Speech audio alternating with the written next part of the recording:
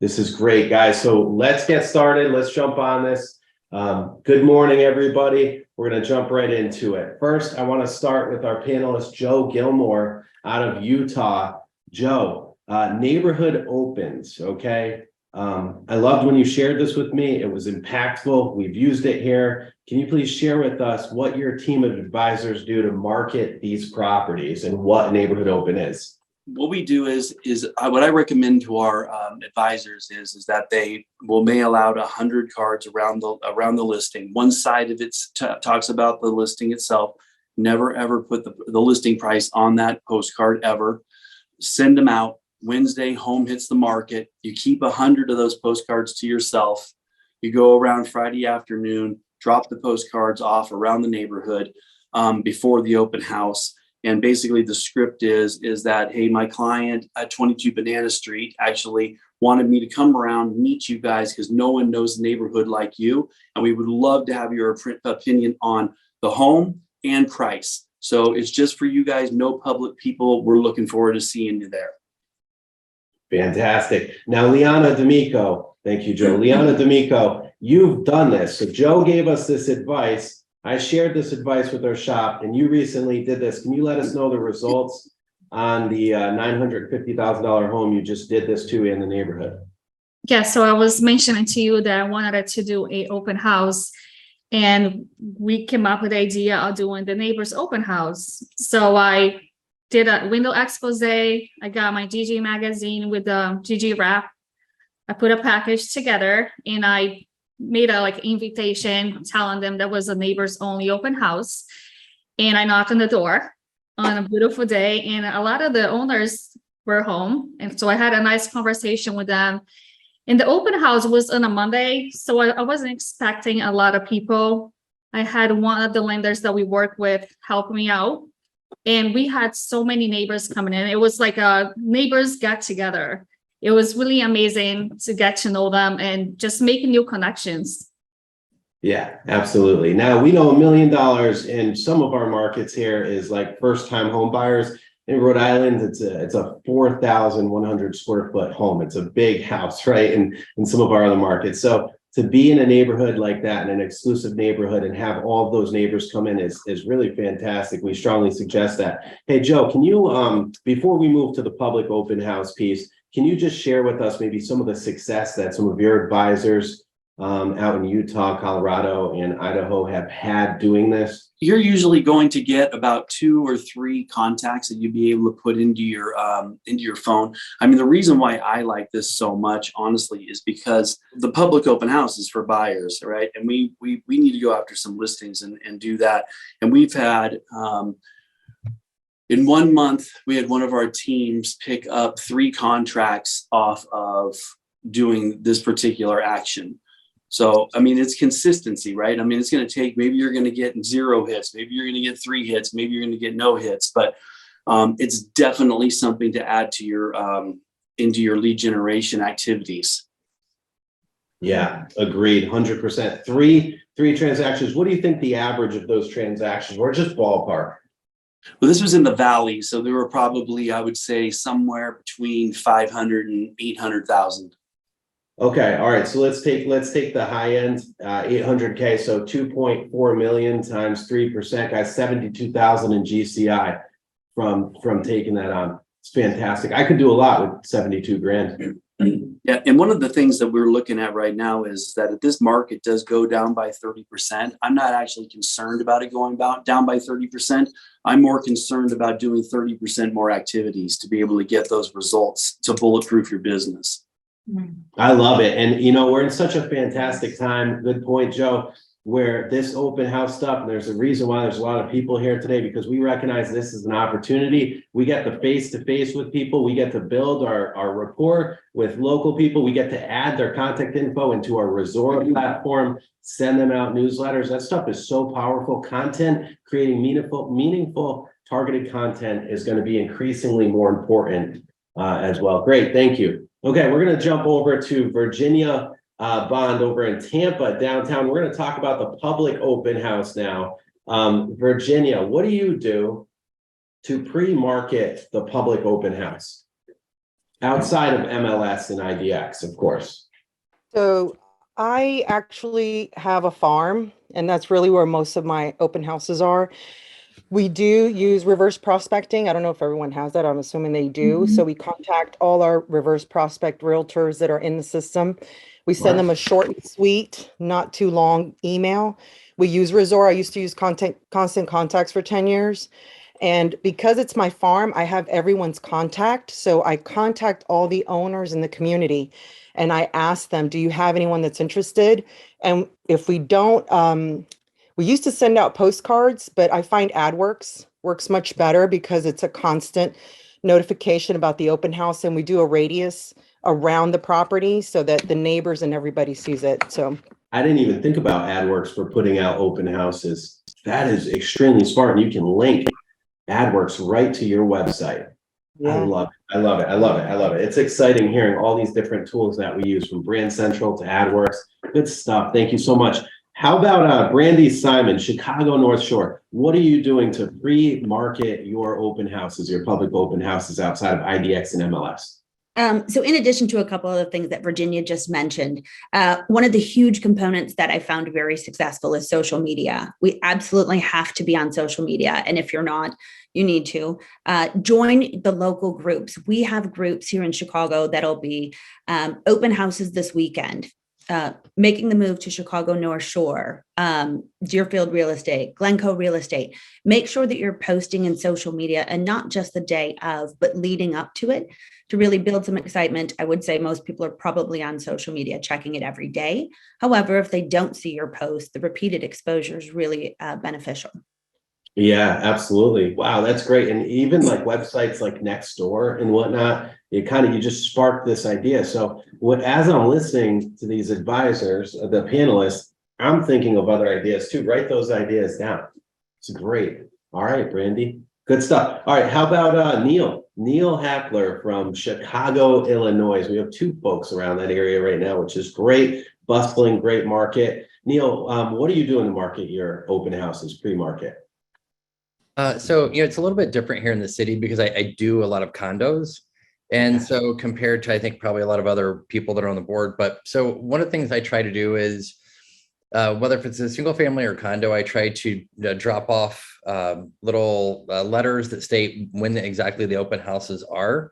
And also I put a little coffee gift card to a local coffee shop. And so it worked to my advantage one day when I was in an 8-unit building, and there were two people that have large dogs, I guess, that bark. I didn't even ask them to leave, but they left. And when we were doing the open house. And so, but I also invite the neighbors in with that letter. And so, if I have the opportunity to be able to invite the neighbors, and I really like that suggestion that one of the other panelists said, I do, but that's one of the things I try to do is I always try to list the open house, Monday at the very latest Tuesday, just because, if anybody's waiting to do the open house on, they list it late on a Thursday or Friday, you're kind of killing yourself there. And then really, other than that, I also do the reverse prospecting. I do send out the Resoras. The nice thing about the Resoras is that it's not only just the letting them know about this property, but it's another touch for yourself, where I've had people reply to the Resoras and say, hey, thanks for contacting me. Like, I need to list my place. And so, but you're just staying in front of them in different ways. Fantastic. And then also, of course, we do social media posts and things like that as well.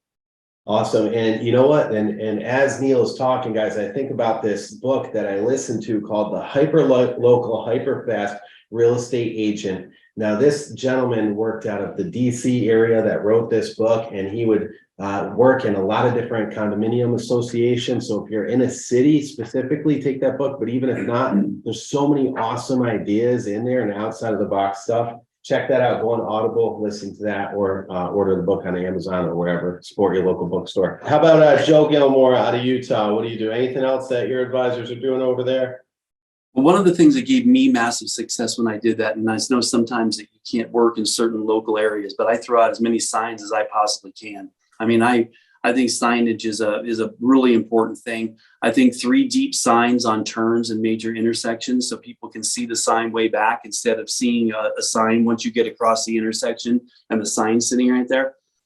We do balloons, flags, everything we can do to get our signs out there. I probably would say 35 to 40% of the people and maybe more come in just based off of signage.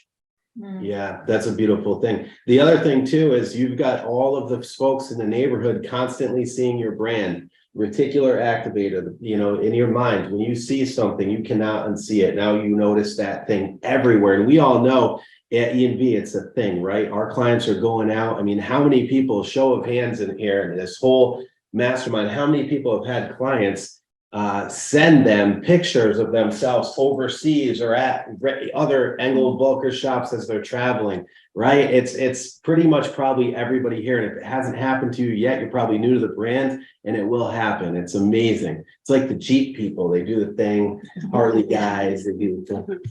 Hey, Emilio, one other trick is that when you get to the open house, is once you get to the property, I always worked my way back putting signs out instead of starting with the signs and then heading towards the house. It seemed to give me a better idea of where traffic flows and different things were when I actually drove to the property and worked my way back putting signs out. I love it. Good stuff, guys. Guys, that was a fantastic answers to question number one. We're going to move along, push ahead to question number two. What do you take with you aside from signage, and what do you leave on display at the open houses? We're going to go ahead and start with Brandy Simon, Chicago North Shore. So I love open houses, but I think part of the opportunity that an open house presents to you is to be that local expert. So when I'm in my community, when I'm in an area that I'm farming, I want to make sure, because I get a lot of people who be coming from, Chicago, where Neil is, moving up to the North Shore for the first time. They don't understand that we don't have the same kind of public transportation. So a local Metro train schedule is really important for them to have. It identifies which line they're going to be taking and gives them a schedule for transportation. One of the other things that's really helpful for our area is a comparison of taxes versus private school tuition. So I run the taxes on the house in comparison to private school tuition to let them know what value this home has in addition to the private school. In Chicago, private schools can range anywhere from $30,000 up to $47,000 for kindergarten. Our taxes on the North Shore can be anywhere from $25,000 up to $100,000. So it's pretty impactful in the number that they can see in savings. Wow, good stuff. Great information. It's always good to be the local expert, definitely, because also some of these buyers are sellers and they're like, you know what? Brandy Simon, Chicago North Shore, she knows her stuff. Good stuff. All right, we're going to jump along to Neil. We're going to stay in that region right now. Neil, what is it that you take and leave on display at open houses? So, some of these are the basics I think that all of us take, but my list is, I'll take open house door signs. That way, my information is always there. So even if somebody wants to take a pic or something like that, they can do that. I put that up in a couple different places, and I have a little, the EV brand, and also remove your shoes, when people come in, brochures, floor plans. I also do an additional information sheet, just because a lot of times, like the MLS sheet, I find that they're a little confusing to some people that are not used to seeing them all the time. The additional information sheet, especially with condos here, single families, all the people and the brokers, they're asking the same questions, right? So like, why not just give them that information up front, and it makes everybody's life 10 times easier. And so the age of the appliances, windows, mechanicals, anything going on in the condo association, like all those basics is good. I also have the MLS sheet, GG magazine. I really like we have a 2-page like EV location. So it shows locations around the country and around the world. I keep that displayed because it's also another conversational point with people. And then sign-in sheets. All right, good stuff. How about Virginia? What are you doing down in Tampa downtown? What are you doing? What are you bringing into that open house? So I'm going to try to keep this short because we actually bring a lot. I have found that I get a great turnover on open houses. I'm usually able to capture my buyers. So we bring all the same stuff, GG's, little goodie bags that are branded. But the main thing that I've noticed that has helped me sell, and probably because the properties that I do are large acreage, so they involve like septic tanks and wells. And so what we do is we'll bring brochures, and I keep them when I feel like someone's really interested or actually a buyer. It has helped me get listings and also double side the deal. So we have a list of what's in the brochure. And I have had people at open houses with 20 plus units of traffic, and they've purchased the property because of the brochure. And just like Neil was saying, we give you everything: floor plan, MLS synopsis. We give you a feature list that's approved by the seller prior to us putting it in there. We do a distance sheet, because where I sell my farm is kind of rural. So a lot of people think we're so far out there, but really we're not. So I educate them about the convenience of the location of the actual house. So I liked what Brandy said, but we actually zero it down, because I get a lot of, where's the Publix, right? Where's the movie theater? And it's quite a drive for our farm area. So we give them the distance sheet, the feature list, the seller's property disclosures, all disclosures, the survey. We also document where the AC is, the well and the septic tank are, a mortgage quote, an insurance quote, and the tax bill. So we put these together before, and I have lenders and insurance agents that as soon as we get a listing, we send it over to them and they spit everything back out. That way, when the buyer's there, if they want it, I don't want them to go home. I mean, they can get on their phone and search how far they are from everything. But what I tell them is, we all spend enough time looking at the screen of our phone. So I like to make it simple, stupid, right? They get in the car, the wife liked it, and instead of having to scroll and search and then they just get distracted, it's right there in writing, printed for them, where all the major things that anybody would want to know is. So that's what our brochure looks like. But that's been the single most powerful thing that we bring. I love it. Super prepared. And that really says a lot about you as a professional too, when somebody's walking in the door and they see that. Now that's the difference between an advisor and an agent, right? So we're prepared. We know our stuff. Good stuff. I love that. Okay. Joe, Gilmour, Utah. Is there anything that outside of what was discussed that you're taking in? You know, I love all the stuff that that everybody has mentioned. I mean, I'm a little bit more old school, because I'm more about, I want to get leads and get into conversation. So one of the things that I'll do is I'll have some, I would recommend having, information, GG, that kind of stuff. That's awesome. But I will actually print out things about schools, parks, restaurants, and those types of things. And I leave them on the beds and in the bathrooms in that area. One of the other things that I really like to do is I like to set up a board in an adjacent room to where I'm standing with 6 different comparable sales that are out there on the market.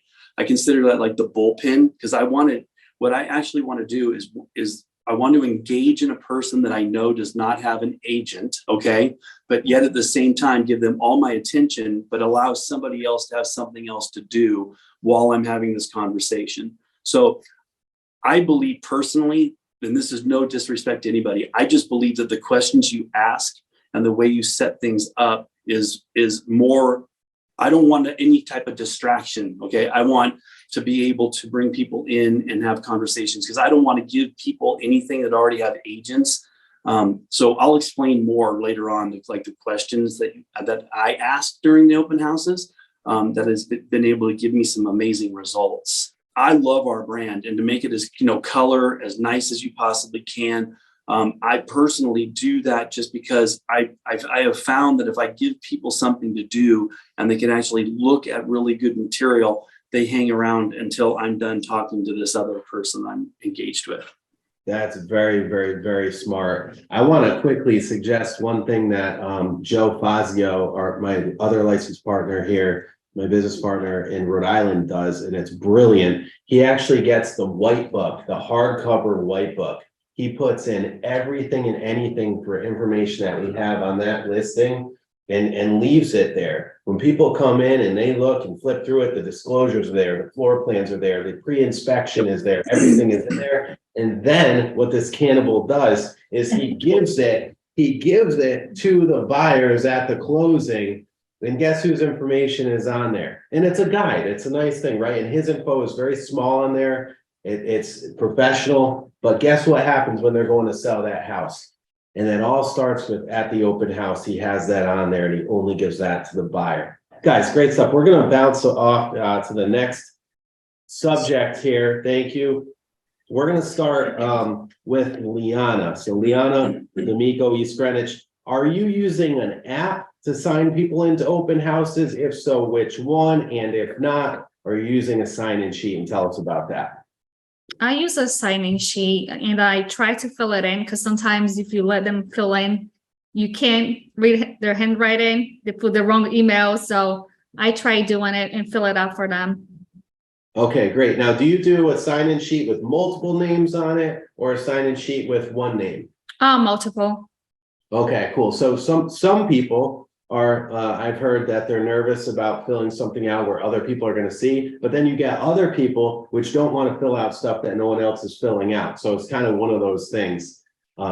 Good stuff. And I like, Liana, how you said you fill it out for them. So you're confirming their information with them. And there's one thing that I've noticed out of all of your open houses is that you have full-on sheets of actual contact information. So that speaks volume of you. I've known agents that have gone out there and have held the open houses and have had no one sign in. And if you're doing that, you're doing yourself and your seller an absolute disjustice. Great stuff, Liana. We're gonna move back to Brandy. Brandy, are you using an open house app or a sign-in sheet?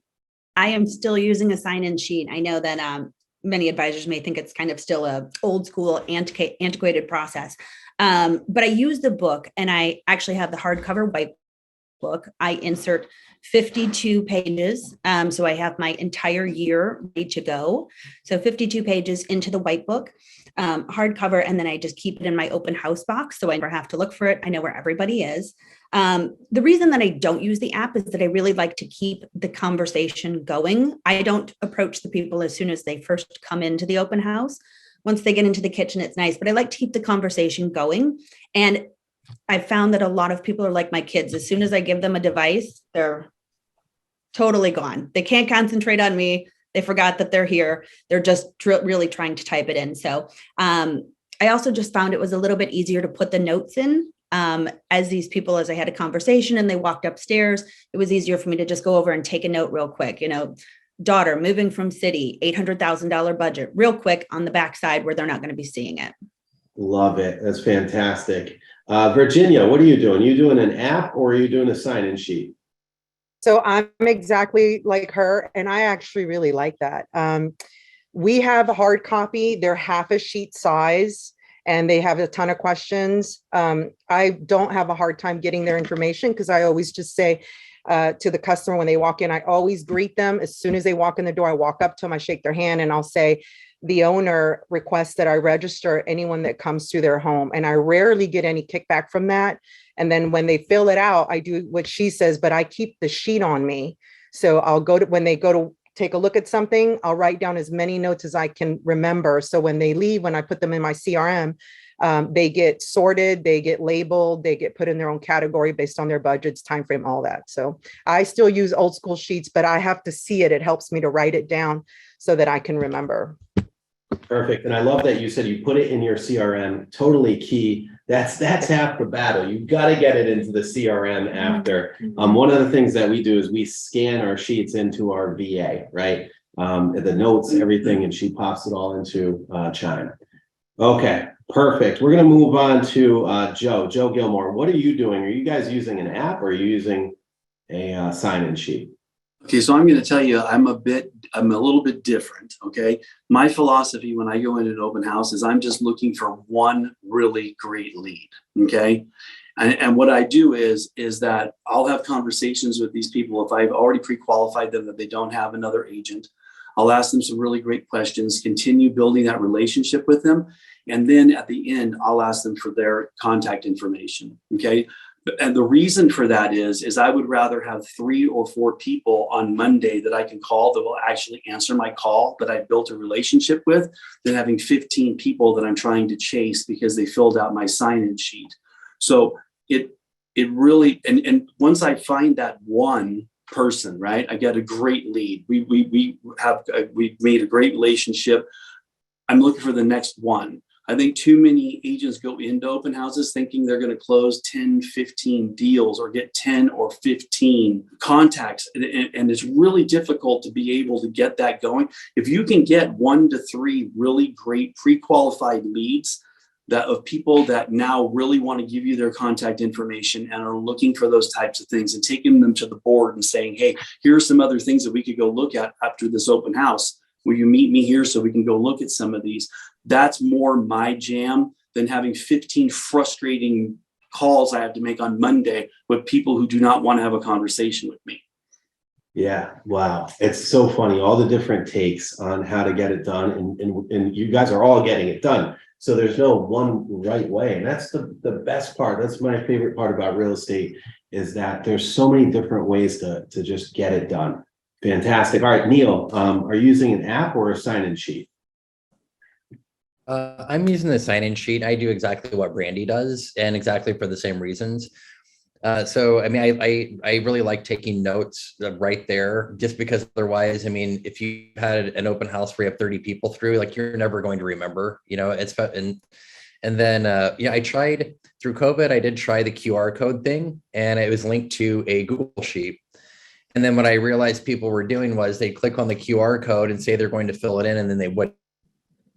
And so with the sign-in sheet, you know, you can verify the information.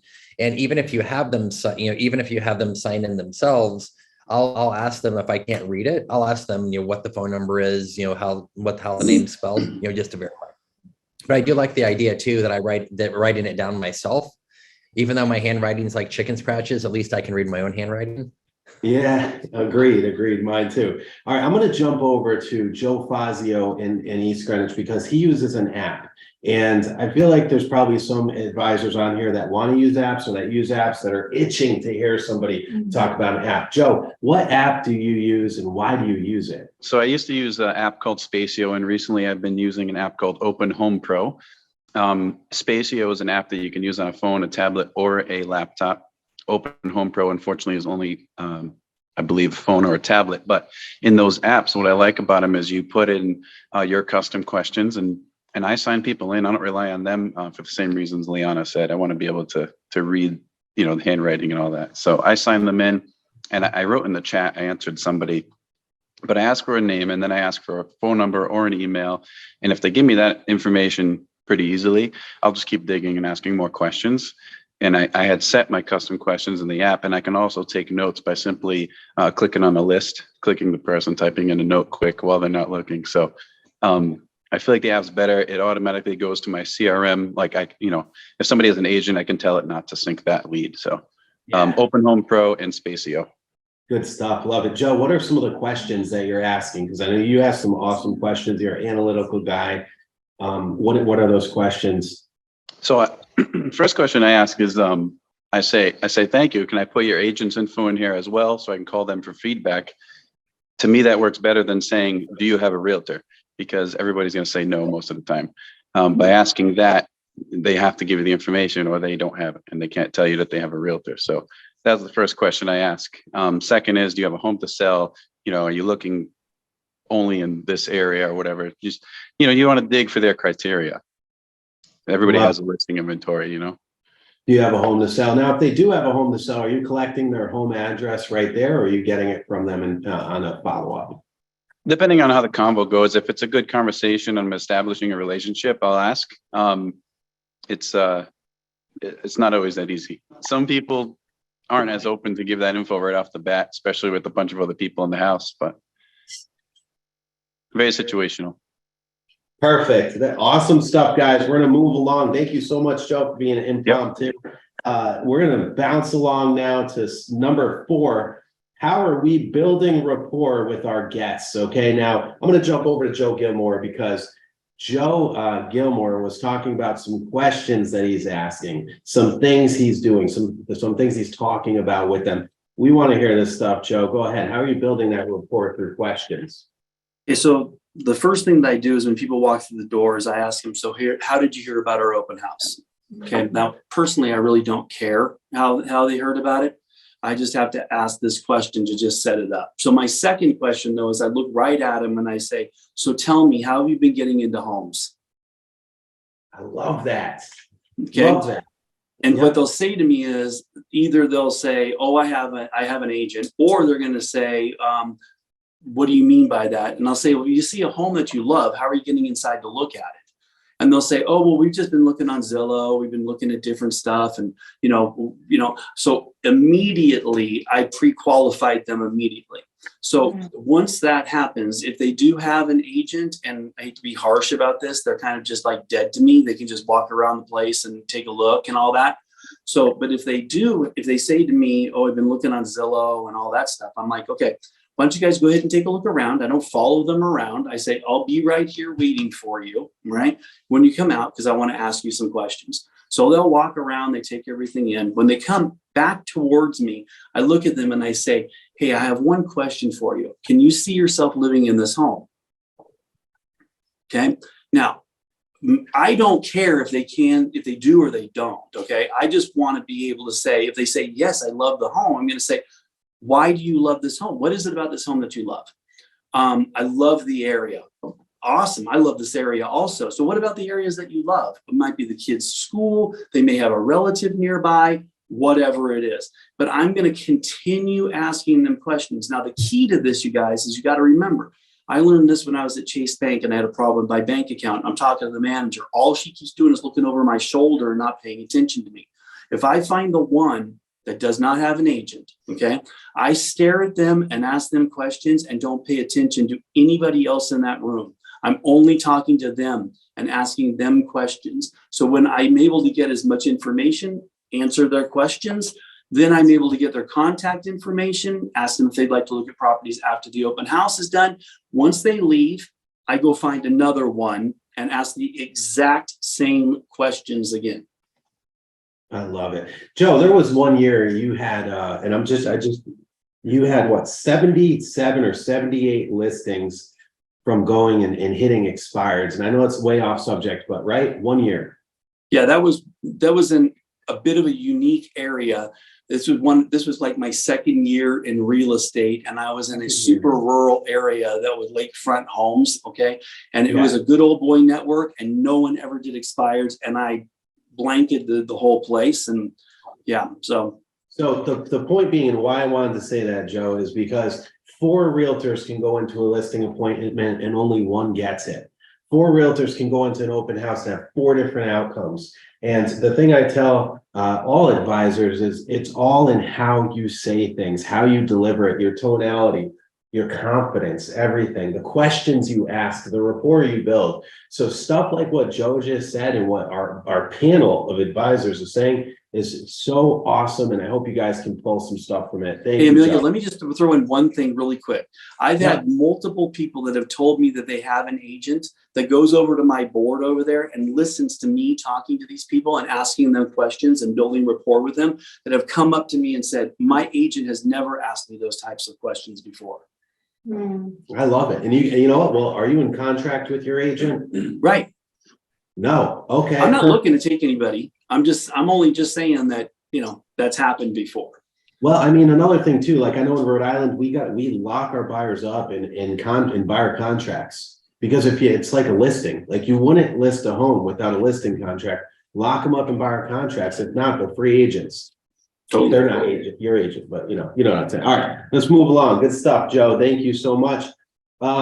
Liana, how are you building rapport? This is something you do extremely well with your guests. How are you building rapport in an open house? So like Joe was saying, as soon as I find that they're not working with anyone, I just focus on creating a rapport with them and get the connection.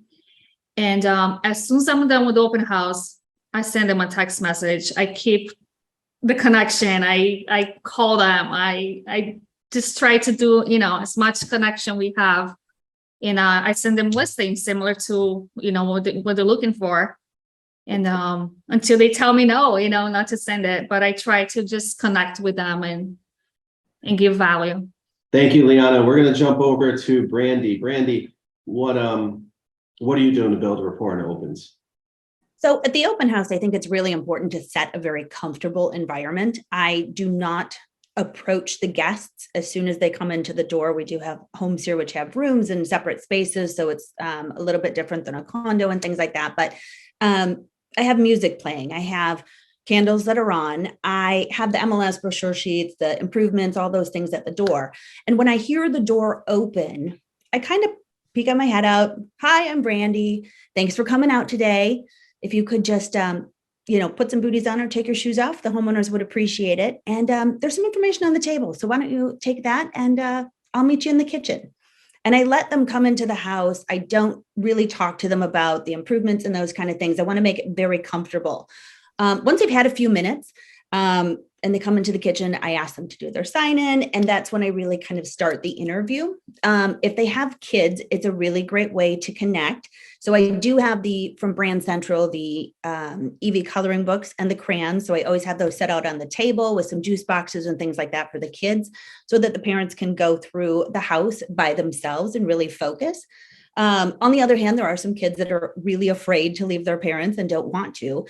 So I have the brochure with me in the kitchen. I'll give them a copy of the brochure and I'll say, let's go play a game of finders keepers. If you find a room, we'll let mom and dad keep the house. See if you can find every room in this brochure, every picture, and match it up to the room.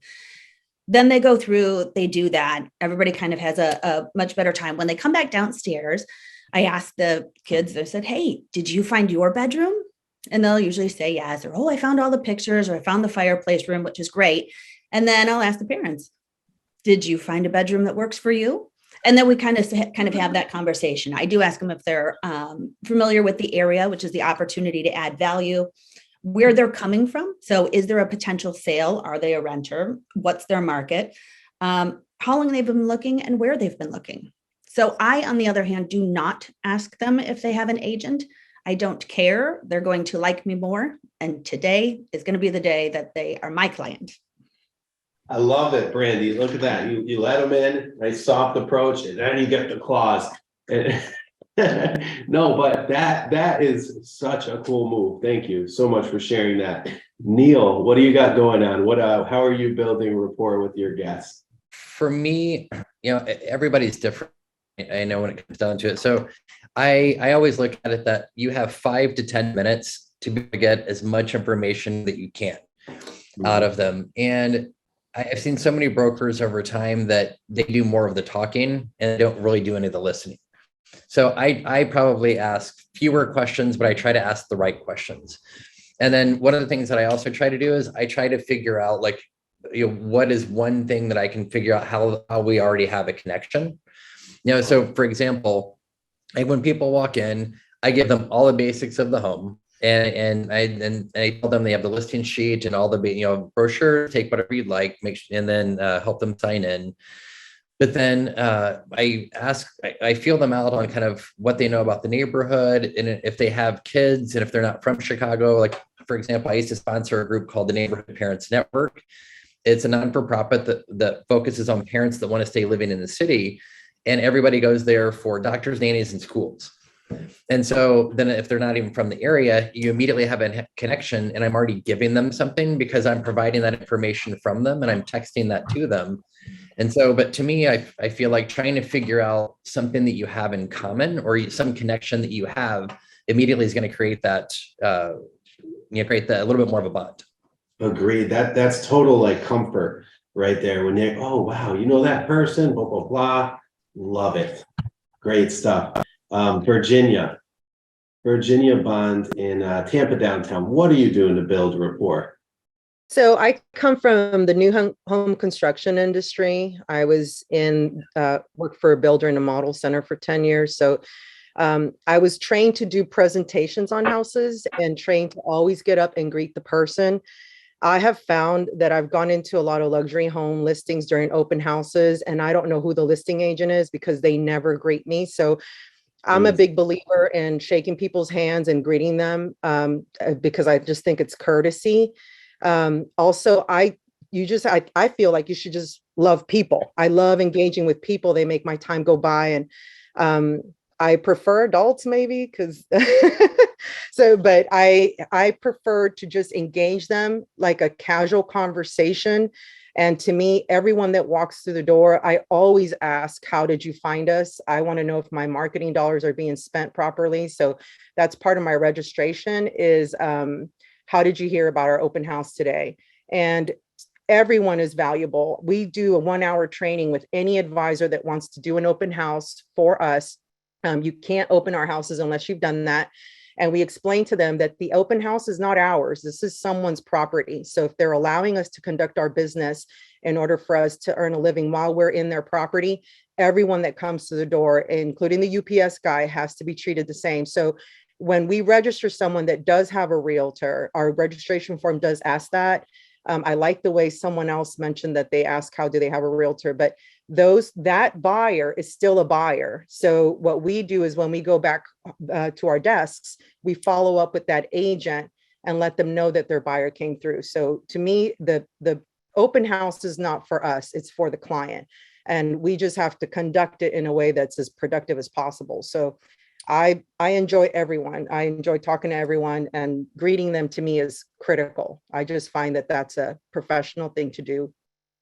Yeah, good stuff. All right, great. You guys really knocked the ball out of the park in that question. Thank you. We're going to move along. We're going to talk about what do you do to follow up with your guests. This, I think, is one of the most important parts, aside from collecting information, building rapport. All of it's really important, but this is where the rubber meets the road. How are you guys closing that business? How are you guys moving it forward? ABC, always be closing, right? So we're going to go ahead and start with Neil. Neil, what are you doing to follow up with your guests after the open? For follow-up, so one of the things kind of similar along the lines of what Brandy said is that I have picked up so many buyers from open houses that they say they're working with an agent, and they're not. They've had a 5-minute conversation with an agent. So I go down my entire list and I don't take anyone off. So I will see if there's a connection there. And a lot of times, like after I have another conversation with them over the phone, they'll tell me, well, yeah, we just talked to that person for 5 minutes, but I'd love to, hear more from you. And then I've picked up several buyers over the years from just doing that. But I think the biggest thing I think is how many times you're going to touch base, when you're going to touch base. So like, for example, if you have an open house on a Saturday, you shouldn't wait until Monday or Tuesday to do your follow-up. You should Monday, because guess what? They're going to other open houses on Saturday and Sunday, and other brokers are already calling them. So I would say the timing is really important. And then also, I kind of have like a 10-day plan to follow up. So depending upon what connection I make with them, I'll either text or email or call, and I'll do it on so many different things on different days. I feel like the first 10 days is when you're going to capture that lead, or if you're not going to capture them, but then make sure you're still putting them in your CRM, so that way you're still continuing to follow up later. And then, so I'll add them to my drip campaigns. The other thing that I try to do is I'll invite them to my client appreciation party. Because if I get one person that comes to my client appreciation party from the open house people, I mean, that pays for my open house or my client appreciation party right there. I love that idea. I mean, what do you have to lose? And then they get to talk with other people that are walking referrals for you. Neil, brilliant, dude. Love it. Joe Gilmour, what are you doing out in Utah to follow up with your guests? Well, I'm a relentless follow-upper. Okay, so I do the same when it comes to recruiting. I get a name.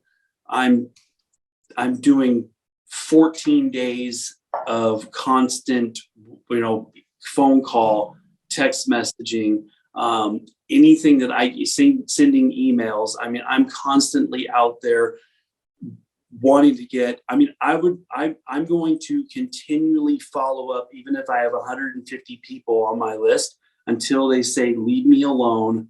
I've got to continually stay in front of them. And it doesn't matter. The first thing I do, obviously, is after the open house, I'm trying to get them in the car to go look at properties, right? Then if that doesn't work on a Saturday, what does your Sunday look like? Okay. So I'm really trying to book appointments as soon as I can while they're hot. And then I'll pick up the phone on Monday and try to get a hold of them. And then I'll send the text the next day. If they don't answer that text, I send a question mark on top of my text. So, I'm constantly trying to work different angles in order to get them to respond to me. Got it. So we have a question, which I think is good. So what do you do if they don't respond? Cindy from Newton asked, Newton, Mass. What are you doing if they don't respond? I would probably say after 14 days, I'm obviously putting them in the CRM at that point, but I will put them on what we have, Real Scout or your MLS drip. I'll put them on a resort campaign. Obviously, I will put them on, text messages, calls.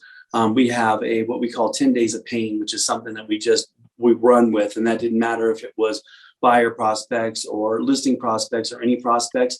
I feel that 10 days worth of time being really on them each single day. After that period goes by, I'll probably twice a week try to reach out with them. Another thing that's a little sneaky that I've done in the past is I will star 6-7 my number, and it blocks my number, and see if I can get them to pick up. Oh, man. Hey, you gotta do what you gotta do. They don't know unless they talk with you if they're gonna like you, right? So. Yeah, and I would just say, when I say this, I go, hey, I'm really glad I could get a hold of you. You know, I just ran into the office and picked up my office line to give you a call. Love it. Love it. You know what's so funny, guys? Literally, as I'm talking with you here, I get a text message of an Engel and Volkers shop in Beverly Hills. No joke, from a competitor here in Rhode Island. And that's how awesome and powerful the brand is. This guy's awesome. I love this guy that sent it over, my friend Alan Gammons, but he's with Berkshire Hathaway and he sent that over. So it's just funny how that happens. Joe, great stuff. We're going to move along. We've got a few minutes left. We're going to jump over to Liana. Liana, what are you doing to follow up with your guests after? I send out a text message a couple hours after my open house. One, because I do want to get a feedback from my clients, you know, on the property. So I follow up with everyone that comes in, I'm sending a message for a follow up. And, you know, whoever doesn't have an agent, I'll just keep following up with them, you know, daily or Monday, twice a week, 3 times a week. But I do want to get a feedback for everyone that comes in to give it to my clients. Yep, absolutely. So kind of relentless feedback. Good. Awesome. How about, Virginia, what are you doing to follow up? So what we do is we put them into, well, we do the text, and that actually helps weed out people that gave you a fake number. So we send a text thanking them for coming out.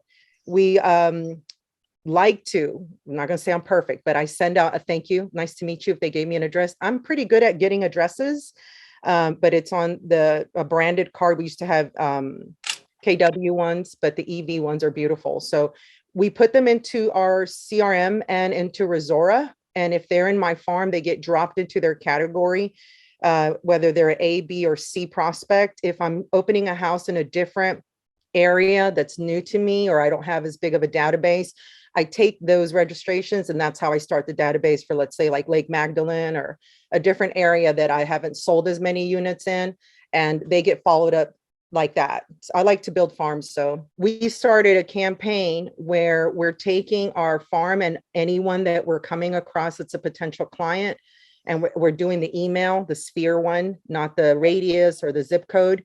And so as you're coming in and we feel good, like someone we'd want to work with, they're getting dropped into that list so that they see our advertisement on their mobile apps and on social media. Oh yeah, by putting their emails in, it follows them even more places. I mean, it's near guaranteed to get them. That's amazing. Just constantly, you're like, I can't get away from this Virginia Bond. She like owns this market. Who else is there? Right? Right. Awesome. Okay, cool. And lastly, Brandy Simon, Chicago North Shore. What's up? What are you doing to follow up with your guests after an open house? So being fifth to talk about this, it's a lot of the same of what everybody's talking, you know, a lot of what everybody's doing. The one thing that I will tell you that I'm doing differently is a couple of my initial follow-ups. So when people come into the house, they may comment that that's a beautiful fireplace, or I've always wanted to have this massive green space, or a 3-car garage. I never thought I could afford a house with a 3-car garage.